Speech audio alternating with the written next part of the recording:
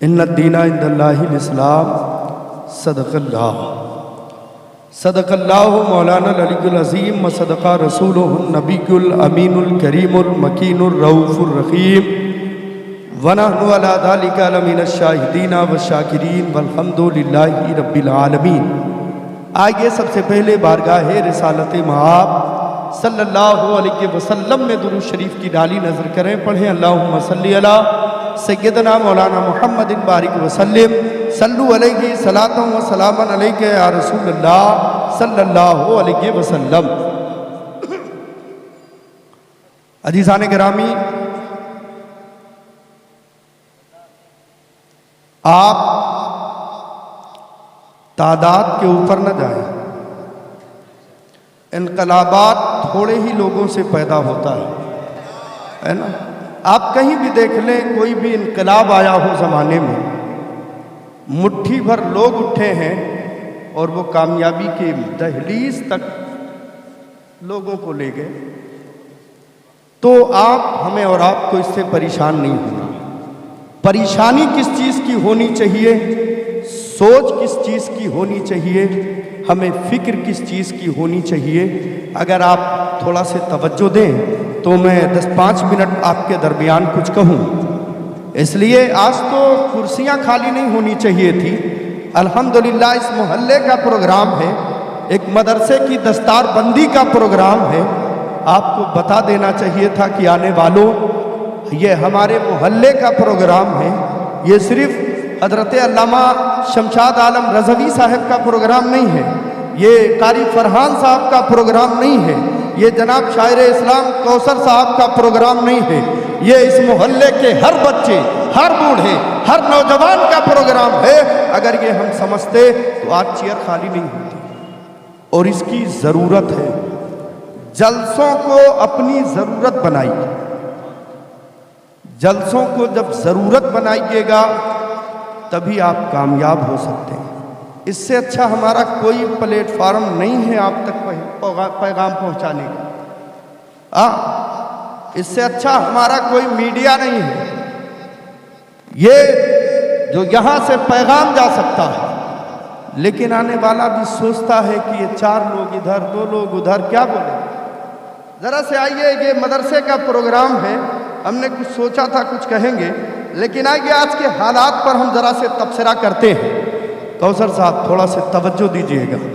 آپ ذرا سے دیکھیں آج ہم کس زوم میں مبتلا ہیں، آج ہمارے حالات کیا ہیں، آج ہماری پوزیشن کیا ہے، آج ہم کس ڈگر پہ چل رہے ہیں، کس پگڈنڈی پہ ہم سفر کر رہے ہیں، کس شاہراہ کو ہم انتخاب کر رہے ہیں۔ ہم نے کبھی اس پر غور کیا ہے؟ آج دنیا ترقی کر رہی ہے، آج زمانہ آگے بڑھ رہا ہے، ہر قوم کا حال یہ ہے وہ اپنے مستقبل کے بارے میں سوچتی ہے، لیکن مسلمانوں آپ کے پاس کوئی سوچ ہے؟ آپ اپنے مستقبل کے بارے میں کوئی فکر رکھتے ہو؟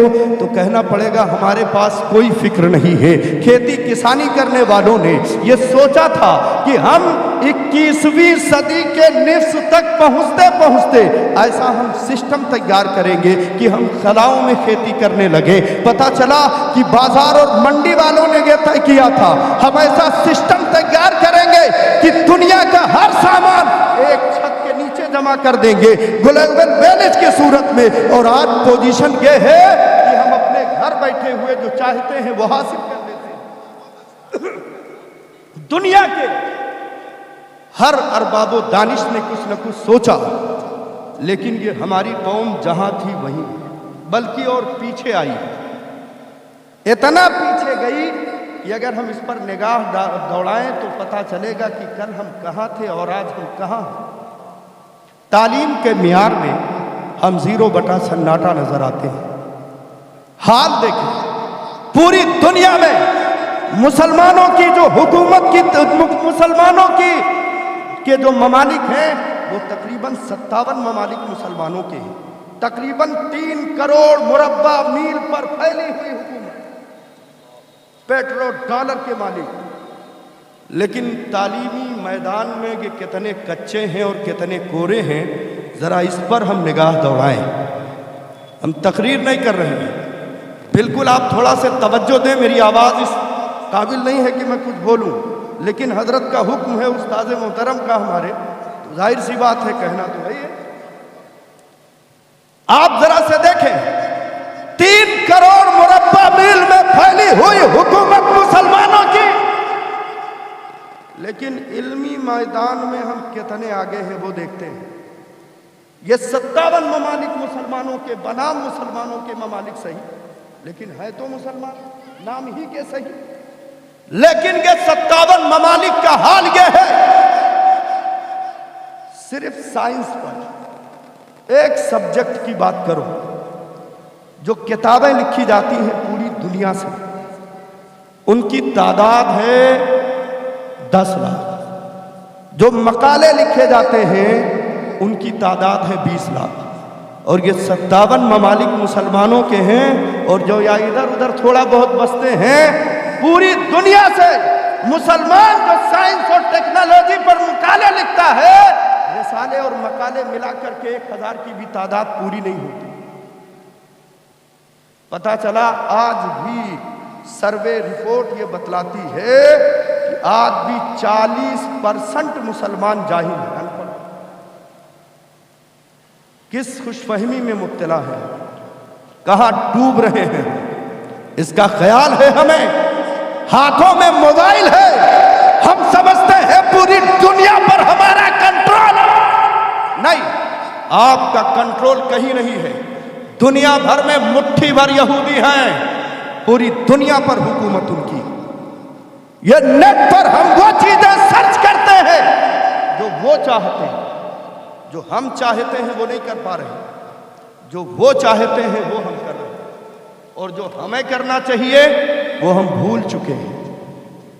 قرآن ہمیں یاد ہونا چاہیے تھا، ہمارا ہر بچہ قرآن پڑھتا، ہر نوجوان قرآن پڑھتا، ہر بوڑھا قرآن پڑھتا، ہماری زندگی ایسی گزرتی کہ لوگ دیکھتے تو کہتے انیس بے کشا کا عاشق جا رہا ہے، رسول کریم کا دیوانہ جا رہا ہے، محمد الرسول اللہ کا چاہنے والا جا رہا ہے۔ لیکن آج حال یہ ہے کہ ہم کسی کے بازو میں کھڑے ہو جائیں تو لوگ شک کی نگاہ سے دیکھتے ہیں۔ ہم کیا کر رہے ہیں؟ آپ دیکھو نا، یہ ہمارا محلہ ہے، حافظ قرآن تو رہنے دیجئے صاحب، کتنے یہاں MBBS ڈاکٹر ہیں، کتنے انجینئر ہیں، کتنے IAS ہیں، کتنے IPS ہیں، کتنے وکلا ہم نے پیدا کیے ہیں۔ آنے والے وقت میں اگر حالات یہی رہے، کوئی معاملہ پیش آیا تو ہمارا کیس لڑنے کے لیے کوئی تیار نہیں۔ یہ موبائل نہیں بچائیں گے آپ، اپنے بچوں کو پڑھاؤ، دین پڑھاؤ، تاکہ وہ لوگوں کا ادب سیکھ سکیں، اور دنیا بھی پڑھاؤ، یا کسی اور کی ایجاد نہیں ہے، ہم سب آدم کی اولاد ہیں، اور اللہ نے آدم کو ہر چیز کا علم عطا فرمایا ہے نا۔ کسی چیز کا نام بعد میں رکھا جاتا ہے، چیز کا وجود پہلے ہوتا ہے۔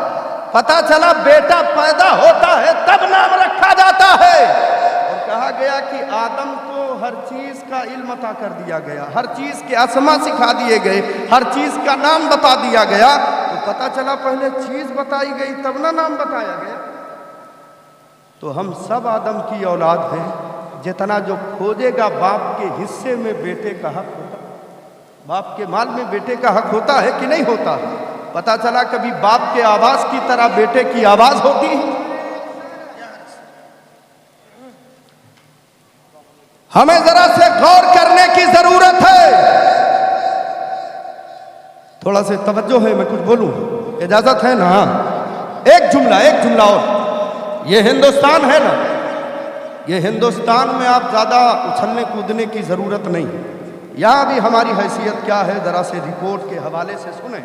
2004 میں اس وقت یہاں غالباً اٹل بہاری واجپئی کی حکومت تھی، یہاں کا سروے کرایا گیا، کالج اور یونیورسٹی اور اسکولوں کا سروے ہوا، اور اس سروے کی رپورٹ یہ آئی کہ مسلمان جس تعداد میں ہندوستان میں موجود ہیں، جس پرسنٹ کے حساب سے، ان کے بچے تو نہ کالج میں نظر آ رہے ہیں، نہ اسکول میں نظر آ رہے ہیں، نہ یونیورسٹی میں نظر آ رہے ہیں۔ یہ جاتے کہاں ہیں؟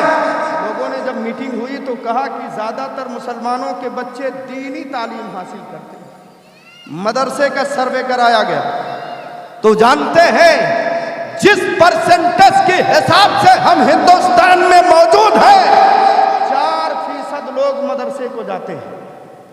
कितने फीसद लोग? 4। और भैया 96% कहाँ जाते हैं? ये जरा से हम गौर करें ना, हम कहाँ खड़े हैं, हमारी पोजीशन क्या है। जब तक हम पढ़ेंगे नहीं, हम बढ़ेंगे नहीं। हुजूर रहमत आलम सल्लल्लाहु अलैहि वसल्लम ने जजीरतुल अरब, मैं सिर्फ मक्के की बात नहीं कर रहा हूँ, पूरे खित्ते अरब का हाल ये था। मेरे पैगंबर ने जब ऐलाने नबुव्वत फरमाया था उस वक्त तक गिनती के 17 अफराद लिखना और पढ़ना जानते थे। कितने लोग? 17 लोग गिनती के। लेकिन 10 साल की मुद्दत में इस जाहिरी हयात से पर्दा फरमाने से पहले मेरे सरकार ने 2.5 लाख लोगों के हाथों में कलम थमा दिया था जो लिखना और पढ़ना जानते थे। आज बताओ क्या हमारी कौम के हाथों में कलम है? हमारे बच्चों के हाथों में कलम है? नहीं है। अगर कोई मसला पड़ जाता है ना, दूसरों की तहरीरें तो नज़र आती हैं, हमारे लोगों की तहरीरें नहीं आती। हम देखते हैं कि कोई मौलाना साहब, कोई इमाम साहब, कोई मुफ्ती साहब, कोई फला साहब कुछ क्यों नहीं कर रहे। भाई हमारी भी कोई जिम्मेदारी है कि नहीं है? रात रात भर मोबाइल चलाने की जिम्मेदारी है, पढ़ने की जिम्मेदारी नहीं है। कुरान मुकद्दस में रब ने सबसे पहली वही पाक अपने नबी पर, अपने नबी के जरिए अपने बंदों के नाम जो नाजिल फरमाई, इक़रा बिस्मि रब्बिकल लज़ी खलक़, पढ़िए अपने रब के नाम से। अभी नमाज का हुक्म नहीं आया है, अभी रोजे का हुक्म नहीं आया है, अभी ज़कात का हुक्म नहीं आया है। ये तमाम काम बाद में, पढ़ने का हुक्म पहले दिया गया। सुभान अल्लाह बेशक। आप जरा से अंदाजा लगाएं हम कहाँ खड़े हैं। ये मदरसे कल तक ये मदरसों से बड़े बड़े लिखे लोग, बड़े बड़े लोग, पढ़े लिखे लोग निकले, ये पंडित, बहुत सारे लोग। बल्कि एक तो ऐसा भी इस हिंदुस्तान में गुजरा जो यहाँ का सदर जमहूरिया है, वो एक मदरसे से पढ़ा। आप कहाँ खड़े हैं? मदरसे से पढ़े लिखे लोग। आज तो लोगों ने तालीम को भी बांट दिया। ये उर्दू लोग समझते हैं ये मुसलमानों की ज़बान। अजब हाल है। आप साइंस की किताबें उठा के देखिए, ये अरस्तु, ये इब्न सीना, ये बहुत सारे ऐसे साइंटिस्ट गुजरे हैं जो मुसलमान थे, किताबें अरबी में लिखी हैं। आज ये ऑपरेशन के लिए जो औजार जिसने डिजाइन किया है वो एक मुसलमान है। आज तक लोग उस औजार को ना बदल सके। हम जिस घड़ी को पहनते हैं, इस घड़ी का मौजिद एक मुसलमान है। आलम यह है कि अमेरिका का वजूद नहीं था उस वक्त जिस वक्त मुसलमान तरक्की की राहों पर आगे बढ़ रहा था। पूरी दुनिया की निगाह मुसलमानों की यूनिवर्सिटियों पर लगी हुई थी, उनके मदारिस की तरफ लोगों के कदम बढ़ रहे थे। हाल यह है कि वास्को ड गामा ने अमेरिका की खोज की, जिस कश्ती, जिस जहाज पर, उस पर जो कुतुबनुमा लगा हुआ था, उसका मौजिद एक मुसलमान है। आप जरा से देखें, हम सिर्फ दीन की तालीम में पीछे नहीं है, हर मैदान में हम पीछे हैं। इस हिंदुस्तान की तारीख ये है कि मुगलिया दौर में हुकूमत का सबसे मजबूत अगर कोई शोबा है तो वो खजाना है, और हिंदुस्तान के खजाने का मालिक जो खजांची था वो मुसलमान नहीं था। इसका मतलब है पढ़ने लिखने से हमारा रिश्ता बहुत पहले खत्म हो चुका था। ये तबाहियां ऐसे नहीं आई हैं, वरना ऐसे भी लोग इस दुनिया में गुजरे हैं कि लोगों ने उनका चेहरा नहीं देखा है, उनकी तहरीरें मुल्क में आती रही है, पूरा पूरा मुल्क फतेह कर लिया। वक्त नहीं है कि मैं इस पर तबसरा करूं। मुसलमानों, अपने आप को मनवाना है तो हर मैदान में हमें मेहनत करना होगा, इल्म हासिल करना होगा। हमारा बच्चा हाफिज़ कुरान भी बने, वक्त का डॉक्टर भी बने। हमारा बच्चा आलिम दीन भी हो तो अपने वक्त का बेहतरीन वकील भी हो। हमारा बच्चा बेहतरीन कारी हो तो ज़रूरत यह है कि वो अच्छा डॉक्टर भी हो। जब हमारे समाज में इस अंदाज के लोग हम पैदा करेंगे तो हम किसी के हम मुहताज नहीं रहेंगे। इसलिए कि کہ جو ضرورت بن جاتا ہے لوگ اسے سر آنکھوں پہ رکھتے ہیں، جو بوجھ بنتا ہے اسے اٹھا کے پھینک دیا جاتا ہے۔ سماج میں ضرورت بن کے رہیے، ہمیشہ سر آنکھوں پہ رہیے۔ اے پی جے عبدالکلام، ان کی ہسٹری پڑھیے، آپ کو پتہ چلے گا ان کی حالت کیا ہے۔ دنیا نے مانا کہ نہیں مانا؟ لوگوں نے تسلیم کیا کہ نہیں کیا؟ یاد ہم نے لارڈ میکالے کے نظام نے ہمیں غلام بنا کے رکھ دیا ہے۔ ہمارے ذہن میں ایک بات بیٹھ گئی ہے کہ ہمارے بچوں کو نوکری نہیں ملتی ہے، پڑھا لکھا کے ہوگا کیا؟ آپ نوکری کے لیے پڑھتے ہو؟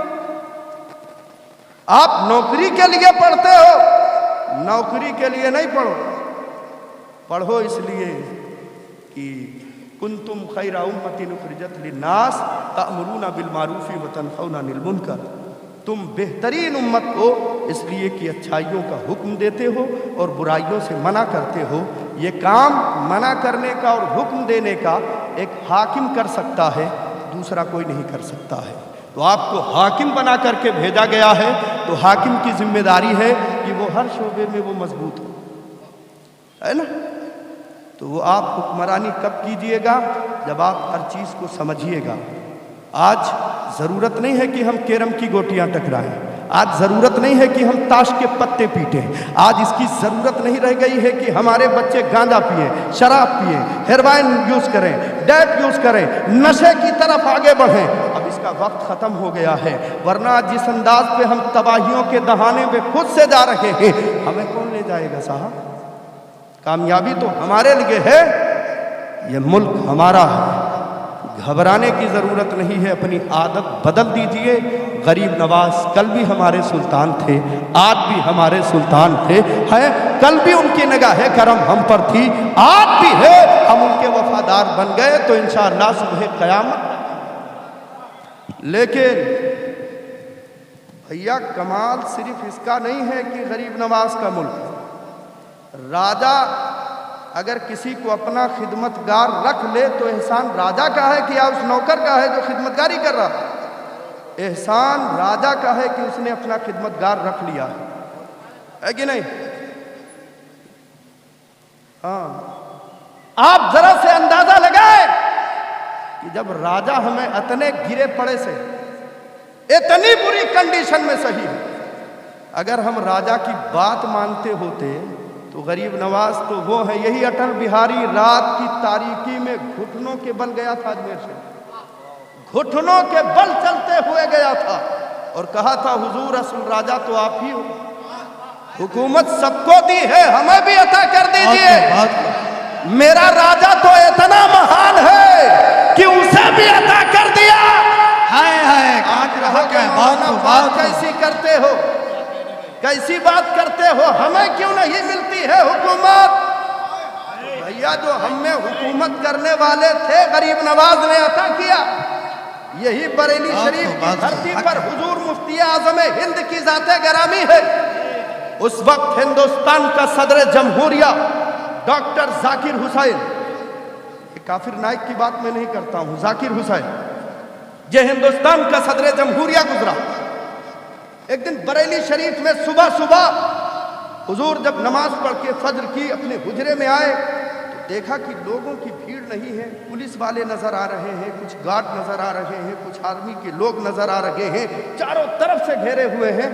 آپ نے خادم سے پوچھا یہ کیوں؟ کہا حضور صدر جمہوریہ صاحب آپ سے ملنے آ رہے ہیں۔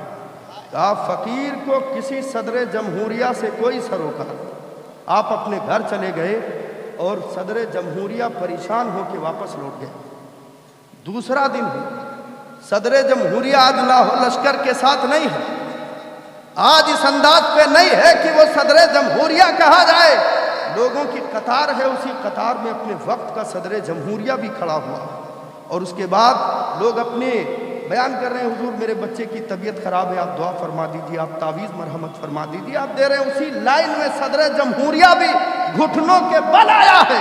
پتہ چلا جسے غریب نواز حکومت عطا کرتے ہیں اپنے وقت کا صدر جمہوریہ بھی گھٹنوں کے بل آتا ہے۔ سبحان اللہ، حق ہے، بہت کو بہت سنائے ہے۔ دیکھیے نا یار، پہلے ضرورت اس بات کی ہے کہ ہم دین بھی سیکھیں، دنیا بھی سیکھیں، یہ علوم ہمارے لیے، جب ہم پڑھیں گے تبھی ترقی کریں گے۔ ہمارے مدرسے بھی آباد ہونی چاہیے، ہماری مسجدیں بھی آباد ہونی چاہیے۔ اور ایک جملہ اور ہے، آخری، بہت سارے شعراء اکرام ہیں، آپ انہیں بھی سننا ہے۔ ایک بات عرض کرتا ہوں، 1.5 منٹ کے اندر میں اپنی جگہ لیتا ہوں، ہے نا؟ آپ نے دیکھا ہوگا کسی مزدور کو کبھی بوجھ یا بستہ ایسے گلے میں اٹھاتے ہوئے دیکھا ہے؟ مزدور بوجھ کہاں اٹھاتا ہے؟ آلو کا بستہ ہو یا چاول کا بستہ ہو، بورا ہو، پیٹھ پہ رکھتا ہے کہ نہیں رکھتا؟ اور ہمارا چھوٹا سے بچہ انگلش میڈیم جاتا ہے تو بستہ کہاں رکھتا ہے؟ پیٹھ پہ رکھتا ہے۔ میں اس کا مخالف نہیں ہوں، لیکن یہ پیٹھ پہ رکھنا ہی بتا رہا ہے کہ بیٹے یہ بوجھ اٹھا رہا ہے، اس سے تو پیٹ تو بھر سکتا ہے، آگے کچھ نہیں کر سکتا ہے نا؟ ہمارا بچہ مدرسہ جاتا ہے، حضرت علامہ شمشاد عالم رضوی صاحب کے پاس جاتا ہے، یہ حضرت علامہ مولانا اقبال صاحب کے پاس جائے یا مولانا فہیم صاحب کے پاس آئے، قاعدہ بغدادی لے کر کے آتا ہے۔ قاعدے کو بھی نسبت ہے تو بغداد سے ہے صاحب، ہاں اب تو دنیا بھر کی کتابیں نکل گئی، پہلے یہی قاعدہ بغدادی ہی ہے، اس کے مصنف کا نام بھی پتہ نہیں ہے۔ یہ قرآن نہیں ہے، قرآن کی آیتیں نہیں ہیں، قرآن کی سورتیں نہیں ہے، قرآن پڑھنے کا راستہ ہے۔ تو ایک چھوٹا سا بچہ اس قاعدہ بغدادی کو سینے سے لگا کے سبحان اللہ، سبحان جسے اللہ۔ محبت کی جاتی ہے اسے سینے سے لگایا جاتا ہے۔ یار جب چھوٹے ہمیں قرآن کے راستے سے اتنا محبت ہے تو قرآن سے کتنا ہونا چاہیے؟ ابھی مفتی رفیق صاحب نے ایک جملہ کہا، آج ہم اور آپ انگلش کے ٹیوشن کے لیے، میتھ کے ٹیوشن کے لیے ہم ہزاروں روپے خرچ کر دیتے ہیں، لیکن قرآن پڑھنے کے لیے سوچتے ہیں کوئی بھی آ کے پڑھا کے چلا جائے، تلفظ صحیح ہے کہ نہیں ہے، قرآن اچھے سے پڑھ رہا ہے کہ نہیں پڑھ رہا ہے، اس کی فکر نہیں ہے، صرف پڑھ لیا۔ اس لیے ایسا نہ کرو، اپنے بچوں کو دین سے بھی جوڑو، دنیا سے بھی جوڑو، اور جب جوڑو گے مرو تو اطمینان سے مرو، پار کریں عذاب دیں یہ ان کا کام ہے، لیکن کم سے کم آپ کا بچہ اس قابل تو ہو کہ آپ کے مرنے کے بعد کم سے کم آپ کے لیے ہاتھ اٹھا کے دعا تو کر سکے، آپ کی نماز جنازہ تو پڑھ سکے۔ اگر اتنا بھی نہ بنا سکے تو کیا کیا؟ سبحان اللہ، سبحان اللہ۔ اس لیے میرے عزیز ہماری ذمہ داری ہے کہ اپنے بچوں کو اتنا ضرور بنائیں کہ وہ نماز کا طریقہ، وضو اور غسل کے مسائل، کم سے کم فاتحہ کا طریقہ، کم سے کم نماز جنازہ کا طریقہ یہ سیکھ سکیں، تاکہ کل مرنے کے بعد وہ ہمارے لیے ہاتھ اٹھا کے دعا تو کر سکیں۔ سبحان رب اللہ، کریم کی بارگاہ میں دعا ہے کہ مولا تبارک و تعالی ہمیں اور آپ کو صراط مستقیم پر چلنے کا جذبہ عطا فرمائے۔ بس وآخر دعوانا ان الحمدللہ رب العالمین۔ السلام علیکم۔